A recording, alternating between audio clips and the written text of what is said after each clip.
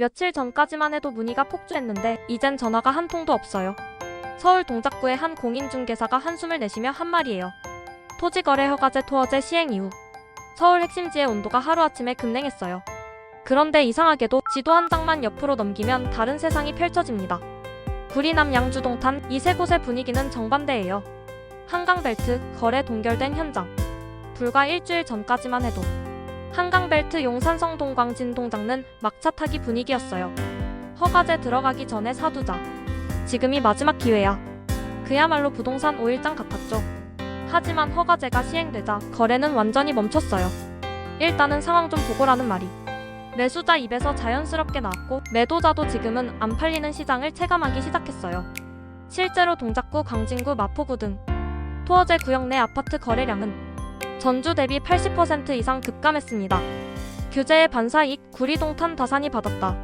이와 동시에 서울과 한강벨트 바로 바깥쪽, 즉 비허가 지역인 구리남 양주와 성수원 등은 연일 문의가 폭증하고 있습니다. 구리 수택동에 있는 한 중개업소에서는 지난주엔 서울 사람만 10팀 넘게 다녀갔어요. 서울은 막혔으니 여길 알아보는 거죠. 이렇게 말하더라고요. 구리 전용 84이가 지금은 호가 12억 8천만 원까지 올랐어요. 한 달 새 2억 상승. 이건 단순한 심리적 반등이 아니라 풍선 효과가 실거래로 이어지고 있는 신호예요. 왜 구리와 동탄인가? 단순히 규제가 없어서가 아니에요. 서울 접근성 개발 모멘텀 갭 투자 가능성. 이 세 가지가 맞물렸기 때문이에요. 구리는 GTX-B 노선이 예정돼 있고 8호선 연장선 구리역 개발도 진행 중이에요. 서울 강남권까지 출퇴근이 가능한 실수요 입지죠. 동탄은 이미 자족도시급 규모로 성장했어요. GTX-A 개통이 가까워지면서 삼성역까지 20분대 진입이 가능해져 미니 강남으로 불리고 있죠. 남양주 다산은 왕숙 신도시와 연결돼 신축 대체 수요가 꾸준히 유입 중이에요. 이 세 지역의 공통점은 서울은 아니지만 서울을 대체할 수 있는 도시라는 거예요. 갭 투자 아직 돼요? 가능하니까 몰린다. 토어제 이후 서울은 투자 목적 매수 불가에 가깝습니다. 실거주 목적이 아니면 허가가 거의 나지 않아요. 반면 구리동탄은 여전히 전세 끼고 매수가 가능합니다. 전세가율이 7,080% 수준이기 때문에 투자금 2억 3억으로도 억 단위 자산을 운용할 수 있는 구조예요. 즉 서울의 투자 불가능 자금이 그대로 이 지역으로 이동한 셈이죠. 서울 외곽 노도강의 역전 기회? 서울에서 유일하게 반사 효과를 볼 수 있는 지역은 노원도 본강북 그리고 금천과 낙구로예요. 왜냐면 8억 이하 아파트에 대해 LTV가 최대 60%까지 허용되기 때문이에요. 즉 한강벨트는 막혔고 비강남권은 대출이 잘 나오네? 이런 심리가 작동하는 거죠. 특히 창동, 수락산역, 구로항동 지구 같은 곳은 매수 문의가 다시 살아나고 있습니다.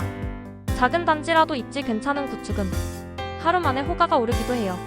정책은 시장을 멈추게 하지만 자금은 이동한다. 지금 시장은 냉각이 아니라 이동이에요. 서울 핵심지의 매수세가 경기 동부권으로 이동하는 중이죠. 이건 단순한 풍선 효과가 아니라 자금의 흐름이 바뀐 거예요. 2020년 이후 계속된 부동산 사이클을 보면 규제가 강해질수록 자금은 경계선을 넘어 이동했습니다. 예를 들어 2020년 강남 규제 성남 하남 폭등, 2022년 용산 규제 동탄 수원 상승, 2025년 한강벨트 규제 구리 다산 상승. 역사는 반복되고 있어요. 지금 시점에서의 투자 전략 1. 규제 경계선 매수 전략. 허가지역 바로 옆 교통호재 있는 곳을 주목하세요. 예 성동 구리 용산 남양주 강남 동탄. 2. 실거주 투자 겸용 접근. 단순 갭 투자보다 실거주 가능성 있는 단지가 안전해요. 전세가율 80% 이상, 학군 교통생활권 안정된 지역이면 베스트. 3. 정부 정책 추이를 관찰하되 속도 저는 금물. 풍선 효과 지역은 추가 규제 가능성이 있습니다. 따라서 단기 급등 구간에서는 매수 경쟁보다 관망이 유리해요.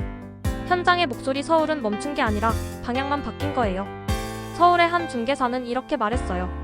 토어제가 시장을 멈춘 건 맞지만 투자 심리까지 죽인 건 아니에요. 다들 이제 어디로 갈까를 찾고 있죠. 지금의 부동산 시장은 정책으로 인한 단기 충격기를 지나 새로운 자금 이동기로 진입했습니다.